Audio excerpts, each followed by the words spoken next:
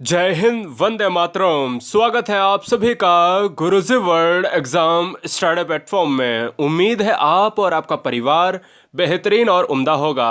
आज की है क्विक रिवीजन वीडियो आप सभी को समर्पित। आपके सी टेट एग्जाम पर भारी पड़ने वाली वीडियो 35 क्वेश्चंस रहेंगे और इस वीडियो में हम पूरे मैथ पेडागोजी को खत्म करेंगे।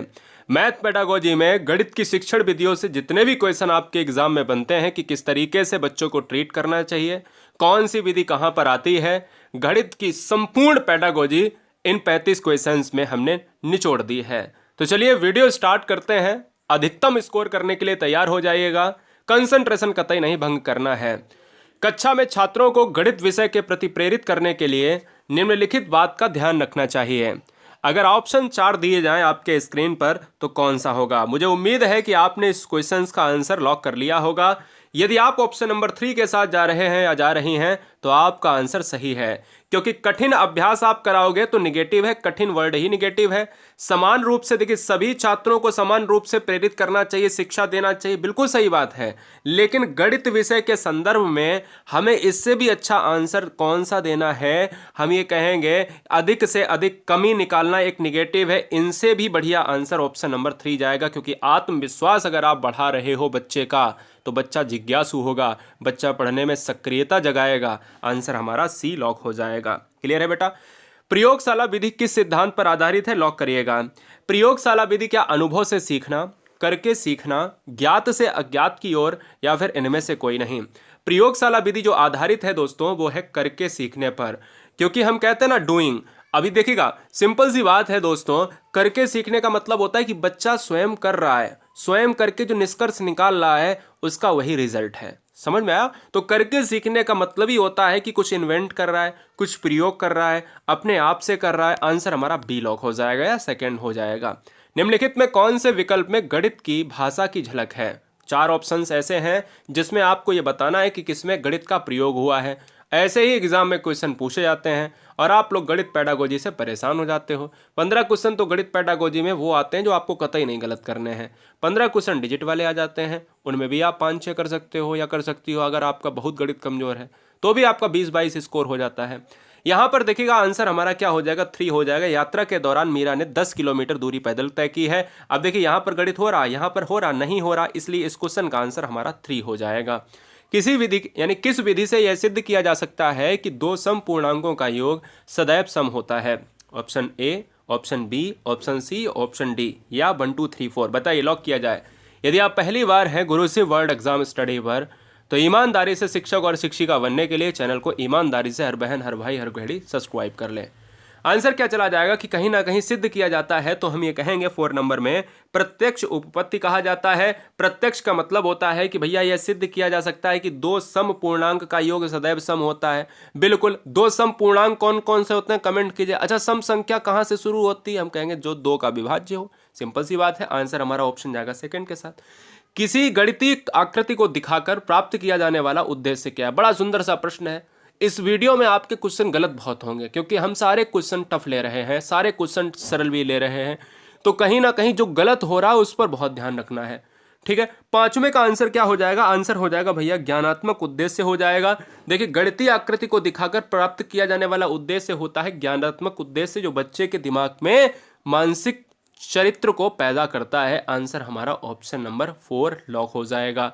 सीखने के आकलन का आधार क्या है? लॉक किया जाए।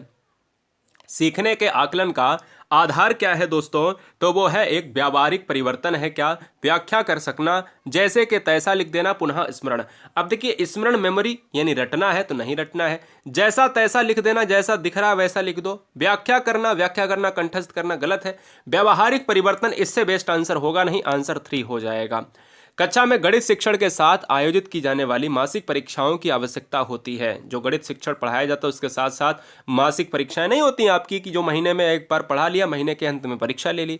तो उसमें आपको बताना है कि छात्रों की कमजोरी दूर करने के लिए कमजोरी जो है कमजोरी दूर करने के लिए यहाँ पर आपको बोल रहा है।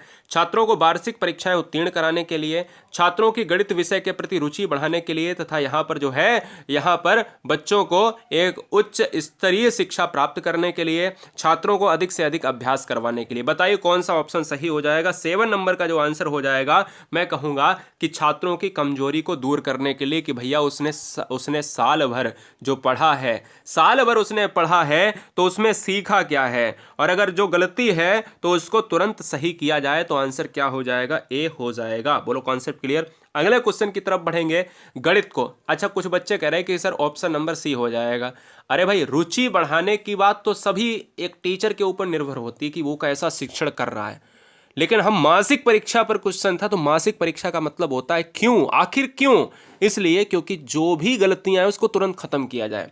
गणित को पाठ्यक्रम में विशेष स्थान देने का प्रमुख कारण क्या है। बच्चों में तार्किक दृष्टिकोण पैदा करना, बच्चों का सामाजिकरण करने में, बच्चों का चरित्र विकास करने में, या फिर ऑल एवं में। तो आंसर डी जाएगा। क्यों? क्योंकि चरित्र विकास भी होगा, सामाजिकरण भी होगा, तार्किक दृष्टिकोण भी होगा, इसलिए सभी आंसर क्या है, पॉजिटिव हैं। सभी आंसर पॉजिटिव हैं दोस्तों। अच्छा, बहुत से बच्चे कहते होंगे कि sir option number 2, option number 3 क्यों ले लिया है आपने। हर विषय का देखो, हर विषय का जो सरोकार होता है वो समाज से भी होता है, और हर विषय का जो प्रभाव पड़ता है वो आपके दैनिक जीवन पर भी पड़ता है। समझ रहे ना। चाहे आप 10 किलोमीटर चलें, मैंने अभी आपको दूसरा क्वेश्चन कराया, तीसरा क्वेश्चन, तो जा रहे हैं तब भी गणित का प्रयोग हर जगह पर प्रयोग होगा। मंद बुद्धि छात्रों के स्तर में सुधार हेतु उपयोगी परीक्षा है। बताइए, जवाब दीजिएगा, आंसर क्या होगा। 9 नंबर का जो आंसर होगा दोस्तों वो क्या हो जाएगा, निदानात्मक परीक्षण हो जाएगा। इसलिए मैं कहूंगा निदानात्मक परीक्षण। क्यों? क्योंकि मंद बुद्धि बच्चा वो होता है जो 70 से भी जिसका IQ कम होता है, और 70 से अगर IQ कम हो जाएगा तो मैं कह सकता हूं मंद बुद्धि बच्चा हो जाएगा। और मैं ये कह सकता हूं कि उसको खत्म करने के लिए निदानात्मक परीक्षण का सहारा लेना पड़ेगा, तो आंसर सेकेंड हो जाएगा। शिक्षण उद्देश्यों के निर्धारण में आवश्यक मानदंड कौन से हैं, कमेंट कीजिएगा। 10 नंबर आपके स्क्रीन पर है। तो हम कहेंगे छात्र की आवश्यकता, समाज की आवश्यकता, विषय वस्तु की प्रकृति। भैया अगर पॉजिटिव आंसर है तो सारे ले लो, अगर पॉजिटिव में कोई निगेटिव है तो सारे नहीं लेने हैं। तो वहां पर अगर आपको देखना है कि छात्र की आवश्यकता होगी कि शिक्षण उद्देश्य, भैया जो पढ़ा रहा है तो उसका आवश्यक मानदंड क्या है, बिल्कुल सही बात, समाज की आवश्यकता, ये भी सही है। विषय वस्तु की प्रकृति, जो पढ़ाया जा रहा है क्या बच्चे के अनुरूप है या नहीं है, आंसर हमारा डी हो जाएगा। अगला है 11 नंबर, हल की व्याख्या कर सामान्य निष्कर्ष निकालना। किस व्यवहारगत जो है शिक्षण में सम्मिलित है, यानी कोई भी समस्या है, समस्या को आपने हल किया और उसकी व्याख्या करी, उसका लास्ट रिजल्ट निकाला, निष्कर्ष निकाला, यही जो व्यवहारगत शिक्षण है इस किसके अंतर्गत आएगा। कोई समस्या का आपने निदान किया, इस निदान की अगर मैं बात करूं तो इसका मतलब है कि ज्ञानो उपयोग किया, अपने ज्ञान का उपयोग। ज्ञानोपयोग का मतलब होता है ज्ञान धन उपयोग, ज्ञान का अधिकतम उपयोग करना ही क्या है, यही कहलाएगा। सामान्य से विशिष्ट की ओर अगर कोई सिद्धांत लागू होता है तो बताइए कहाँ लागू होता है। बताइए 12 नंबर का आंसर क्या हो जाएगा। बहुत बढ़िया। देखिए दोस्तों, चलिए क्या बात है। अच्छा, अगर मैं ये कह दूं, अगर मैं ये आपसे कह दूं कि निगमन विधि के जनक कौन हैं, निगमन विधि के जनक कौन हैं, तो कमेंट आप क्या करोगे। आगमन विधि के कौन हैं, तो तुरंत आप जो है यही करोगे कि अरस्तु हैं। निगमन विधि के जनक कौन है, अरस्तु हैं। आगमन के अरस्तु हैं। तो फिलहाल यहां पर देखिएगा ऑप्शन जाएगा 3 के साथ। सामान्य नियम, या ध्यान दीजिएगा निगमन विधि में क्या होता है, एक्चुअल में सामान्य से विशिष्ट की ओर हम जाते हैं। सामान्य से विशिष्ट की ओर जब हम जाएंगे तो हम कहेंगे निगमन विधि, और विशिष्ट से सामान्य की तरफ अगर हम जाएंगे तो हम कहेंगे आगमन विधि। ये बात दिमाग में आपको बैठा लेनी है, ठीक है ना। चलेंगे अगले क्वेश्चन की तरफ। अगला पॉइंट आपके स्क्रीन पर ही रहा। चलो भाई बताइएगा। बहुत सुंदर, ठीक है, ठीक है। देखिए, निम्नांकित में दृश्य श्रव्य सामग्री आपको बतानी है कि दृश्य श्रव्य सामग्री कौन सा ऑप्शंस लॉक हो जाएगा। दृश्य श्रव्य सामग्री ऑप्शंस में अगर देखा जाए तो कौन सा हो जाएगा, radio, tape recorder, television, epidiascope. Comment कीजिएगा आंसर क्या होगा। चलो ठीक है, टेलीविजन बच्चों का आंसर बहुत ज़्यादा आ रहा है। यहाँ 13 नंबर का आंसर क्या हो जाएगा, तो 13 नंबर का जो आंसर हो जाएगा वो टेलीविजन हो जाएगा, क्योंकि उसमें आवाज़ भी आती है और दिखाई भी देता है। दृश्य का मतलब दिखाई देना, श्रव्य का मतलब सुनाई देना, तो आंसर हमारा सी हो जाएगा। 14 नंबर का आंसर आपको बताना है कि आंसर क्या हो जाएगा। लॉक कीजिएगा। आंसर क्या होगा? मूल्यांकन हेतु अपनाई जाने वाली कौन सी विधि एक है? मूल्यांकन हेतु अपनाई जाने वाली एक तकनीक विधि आपको बतानी है। तकनीक विधि में देखा जाए यानी निरीक्षण व साक्षात्कार, पड़ताल सूची व प्रश्नावली, संचित अभिलेख व सामयिक जांच, या फिर ऑल एबव। तो मैं कहूँगा दोस्तों सारे ऑप्शंस क्या हैं, एक तकनीक सिस्टम से जुड़े हुए हैं, टेक्निकल सिस्टम से जुड़े हुए हैं। आंसर हमारा डी जाएगा, क्योंकि साक्षात्कार ले रहे हो तो एवोल्यूशन हो रहा है, निरीक्षण कर रहे हो तो एवोल्यूशन हो रहा है, और पड़ताल कर रहे हो तो एवोल्यूशन हो रहा है, जांच कर रहे हो तो एवोल्यूशन हो रहा है। तो इसलिए इस क्वेश्चन का आंसर ऑप्शन 4 जाएगा। गणित की भाषा एवं प्रकृति अन्य विषयों की अपेक्षा है अधिक कमजोर, अधिक लचीली, अधिक सुदृढ़, या फिर इनमें से कोई नहीं। दोस्तों मैं आपसे कहता हूं कि सबसे पॉजिटिव आंसर ले लीजिएगा। सबसे पॉजिटिव आंसर अगर एक नहीं होगा तो ये भी नहीं होगा, एक नहीं तो चार नहीं, बचा option number B, option number 3। अच्छा, गणित कोई संविधान तो है नहीं जो लचीला हो जाएगा। गणित एक सुदृढ़ है तो अधिक सुदृढ़, इससे भी बेस्ट ऑप्शन जाएगा सी के साथ। गणित शिक्षण में अध्यापक संबंधी समस्या क्या है? अध्यापन का विषय ज्ञान कम होना, यानी अध्यापक का जो विषय ज्ञान कम होना। कोई अध्यापक है, टीचर है, उसका कोई साइंस का टीचर है तो साइंस के बारे में उसको पता ही नहीं है, तो उसके साथ समस्या पैदा होगी क्या? अध्यापक की शिक्षण में अरुचि, बच्चे को अच्छी तरीके से वो रुचि से नहीं पढ़ा रहा है। अध्यापक द्वारा उपयुक्त शिक्षण विधियों का चयन ना कर पाना, क्या वो नहीं कर पा रहा है कि भैया कौन सी तरीके से हम बच्चों को पढ़ाएं, कौन सी विधि से हम पढ़ाएं, या फिर ऑल एबव। 16 नंबर का जो आंसर हो जाएगा वो बिल्कुल सही है कि तीनों ऑप्शंस ऐसे हैं जो समस्याओं से जूझेगा एक अध्यापक, जो ऑप्शन नंबर डी की तरफ जाएगा। ज्ञात से अज्ञात की ओर सिद्धांत लागू होता है। देखिए, अगर आप ज्ञात से अज्ञात की बात करेंगे तो यहां पर आप क्या लॉक करेंगे, ये बहुत बड़ा मैटर करता है।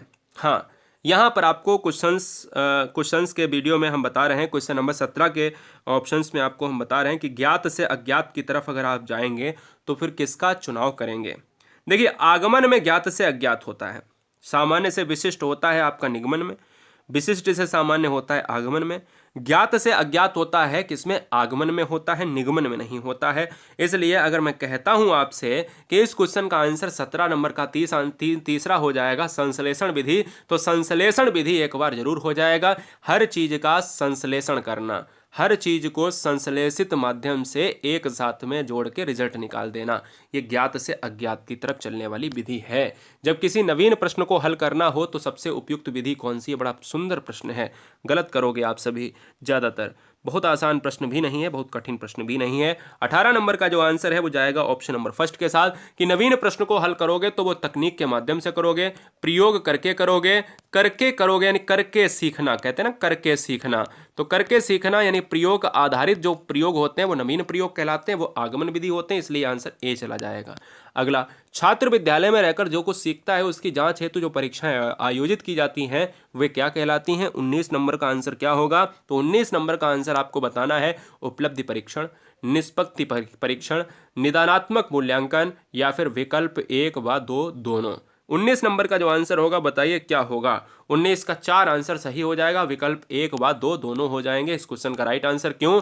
क्योंकि विद्यालय में रहकर जो कुछ सीखता है उसकी जांच हेतु जो परीक्षाएं आयोजित की जाती हैं वो उपलब्धि परीक्षण, कि बच्चे ने पूरे साल में क्या सीखा है, और निष्पत्ति परीक्षण की बात अगर करी जाए तो उसका उसके ऊपर प्रभाव क्या है। अगला क्वेश्चन आपके स्क्रीन पर ये रहा।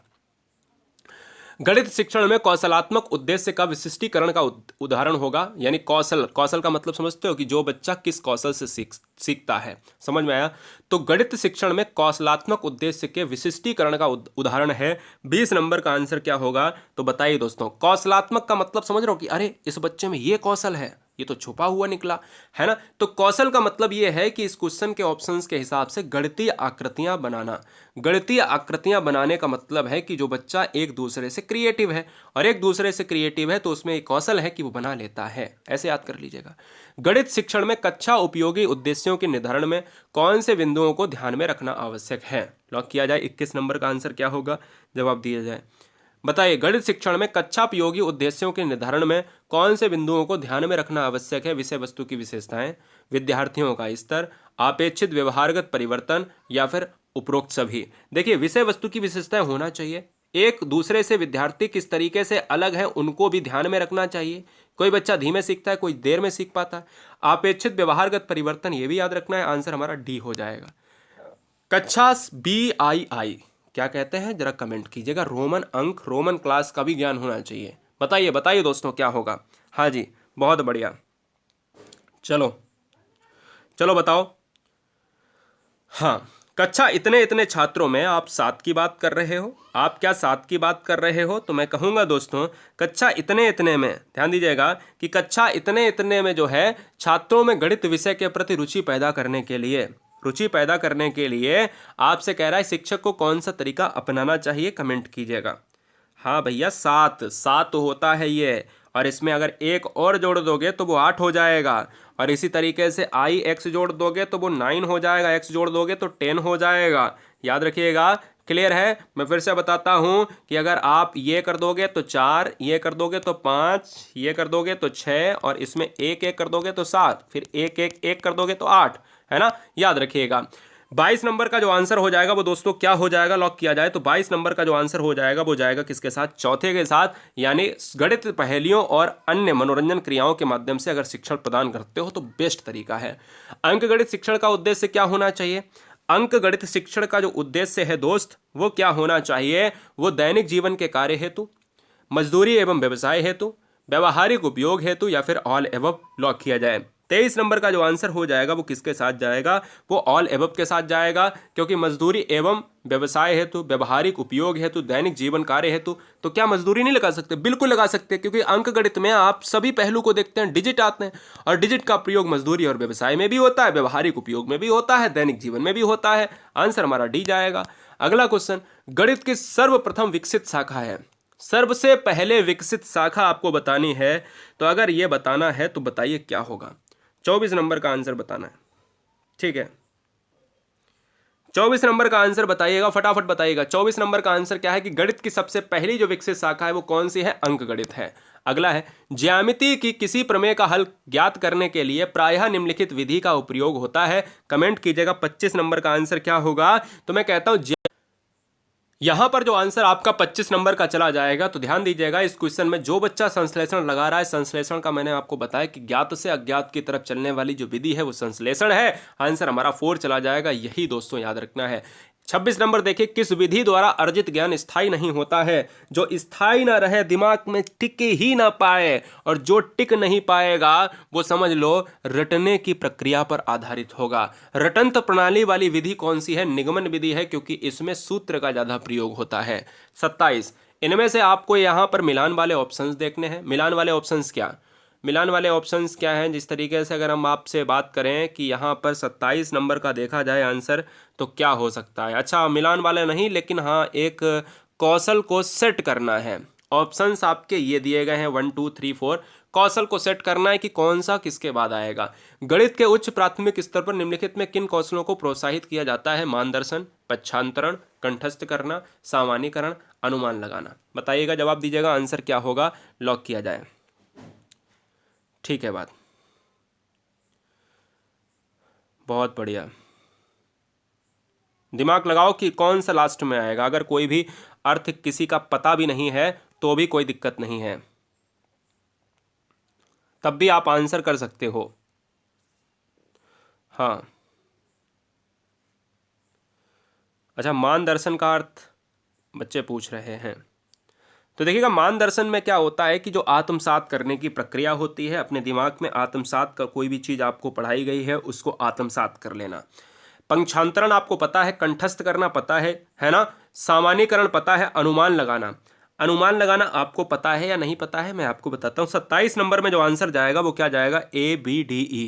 ABDE का मतलब है कि ऑप्शन ए जाएगा। सबसे पहले आप उस चीज़ को आत्मसात कीजिएगा, उस चीज़ को आप दूसरे सिस्टम में चेंज कीजिएगा। उसके बाद आप क्या करिएगा? उसके बाद उस नियम को आप सामान्यीकरण में तब्दील कीजिएगा कि उसको बहुत सरल बनाया जाए, और उसके बाद आप क्या करेंगे? अनुमान लगाएंगे, यानी ऑप्शन नंबर हमारा ई लॉक हो जाएगा। ठीक है ना? याद रखिए। अब मैंने कहा कि सी क्यों नहीं लिया? सी इसलिए नहीं लिया है क्योंकि कंठस्थ करना एक निगेटिव सेंस में आ जाता है। कौशल को प्रोत्साहित कौन सा करेंगे तो कंठस्थ करना आ ही नहीं सकता है। क्यों नहीं आ सकता है? क्योंकि आपको पता है रटना, कंठस्थ करना, दंड देना हो ही नहीं सकता। बीजगणित शिक्षण में क्या होना चाहिए? बीजगणित शिक्षण में कल्पना शक्ति का बहुत जरूरी है होना, इसलिए आंसर 3 होना चाहिए। अगला, गणित का सामुदायिक महत्व महत्वपूर्ण है नैतिक दृष्टि से, सामाजिक दृष्टि से, सांस्कृतिक दृष्टि से, या फिर ऑल एबव। तो गणित का सामुदायिक दृष्टि जो है, सामुदायिक महत्व होना चाहिए, तो ऑल एबव, क्योंकि सारे ऑप्शंस क्लियर हैं। गणितीय पदों को परिभाषित करने का सामुदायिक उद्देश्य क्या होना चाहिए? तो सामुदायिक उद्देश्य होना चाहिए कि भैया दैनिक जीवन में हम चीज़ों को व्यवहारगत रूप में प्रयोग कर पाएं, और व्यवहारगत रूप में प्रयोग कर पाएं तो आंसर हमारा 3 चला जाएगा। अगला क्वेश्चन 31 से 35 देखिएगा, लास्ट के 5 प्रश्न आप सभी के नाम। निम्नलिखित में कौन गणित का प्रयोग नहीं कर रहा है? सीता सब्जी वाले से सब्जी खरीद रही है, रमन अपने पिता की दुकान का वही खाता जांच कर रहा है, राहुल खेत में अपने चाचा के साथ काम कर रहा है, सुनीता धूप में सूख रहे कपड़ों को गिन रही है। आंसर हमारा सिंपल सी बात है कि राहुल खेत में काम कर रहा है, तो काम करने के लिए यहाँ पर मैथ का प्रयोग नहीं हो रहा। गिनना एक मैथ का प्रयोग, जांच करना मैथ का प्रयोग, सब्जी खरीदना तो रुपए हिसाब वगैरह सब कुछ सिस्टम है ना, मैथ का प्रयोग हो रहा है। गणित शिक्षण में अभ्यास कार्य निम्नलिखित में किसके आधार पर महत्वपूर्ण है? गणना संबंधी कुशलता का विकास, शीघ्रता एवं शुद्धता से हल करने की आदत का विकास। दोस्तों सभी बच्चे गुरुजी वर्ल्ड एग्जाम स्टडी को सब्सक्राइब कर लें। साथ ही साथ मैं आपको बताऊंगा कि हम केवल शिक्षक और शिक्षिका ही बनाते हैं। आज मिलियंस बच्चों को पढ़ा के उनको एक सरकारी विद्यालय में सरकारी जॉब देकर गुरुजी वर्ल्ड एग्जाम स्टडी ने उनके जीवन में उजाला लाया है, और हम आपका अगला नंबर देखना चाहते हैं कि अगले नंबर में आप शामिल हों। ये हमारा बहुत दिली ख्वाहिश है, दिली इच्छा है। जय हिंद। गणितीय शिक्षण में अगर देखा जाए अभ्यास कार्य निम्नलिखित में से किस आधार पर महत्वपूर्ण है, तो आंसर हमारा क्या जाएगा? 32 नंबर का 4 नंबर हो जाएगा। प्रकरण संबंधी प्रश्नों को गति के साथ हल करने का शुद्ध और कौशल। बिल्कुल सही बात है कि अगर बच्चा गलती ही कर रहा है बार बार, तो अभ्यास कार्य का मतलब क्या है? अगले क्वेश्चन की तरफ। गणित में मौखिक कार्य का सर्वाधिक लाभ है। गणित में मौखिक कार्य का सर्वाधिक लाभ है। इससे मूल्यांकन कार्य आसान होता है, इसमें अभ्यास पुस्तिका की बचत होती है, गलत बात है। झिझक दूर करता है, मानसिक विकास में सहायक होता है, बिल्कुल सही बात है। मौखिक कार्य का जो सर्वाधिक लाभ होता है ना दोस्त, मूल्यांकन कार्य का सबसे ज़्यादा आसान होगा, सबसे ज़्यादा। मानसिक विकास में सहायक होता ही होता है, लेकिन यहाँ पर मैं आपको बता दूं सर्वाधिक जो लाभ होता है इसमें मूल्यांकन कार्य बड़ा आसान होता है कि बच्चे का तुरंत एकदम क्लियर माइंड से उसका मूल्यांकन किया जा सके, तुरंत फास्ट हो जाता है, और हर बच्चे को उठा के खड़ा करके उससे पूछ लिया जाता है। लेकिन हाँ, बच्चे पर बोझ ना डाला जाए। गणित का ज्ञान समाज में जीने के लिए प्रत्येक को होना आवश्यक माना जाता है, क्योंकि क्या माना जाता है? क्योंकि दोस्तों गणित शिक्षण व्यवहारगत होता है, बहुत सी सामाजिक क्रियाएं गणित पर निर्भर होती हैं, बता चुका हूँ ऑलरेडी। तर्क, भैया तर्कशीलता वाला विषय ही है, तो आंसर हमारा डी जाएगा। 35 नंबर आप सभी के लिए है, आपको लॉक करना है, आप सभी जवाब दीजिएगा आंसर क्या होगा। उम्मीद है दोस्तों कि आपने इस वीडियो को एंजॉय किया होगा। अगर आप चाहोगे तो इस वीडियो के नीचे लिंक दी गई है डिस्क्रिप्शन बॉक्स में, 2 घंटे में हर सब्जेक्ट को उड़ा दोगे। 10-10, 15-15 मिनट की है, मैं वही पढ़ा रहा हूं जो सीटेट में आएगा। वही एक वीडियो एक चैप्टर को खत्म कर दे रहा है 15 मिनट के अंदर, पूरी तरीके से शिद्दत के साथ पढ़ लीजिएगा। 30 वीडियो समथिंग होगी पर्यावरण में, ऐसी 20 से 25 वीडियो आपकी CDP में मिल जाएंगी।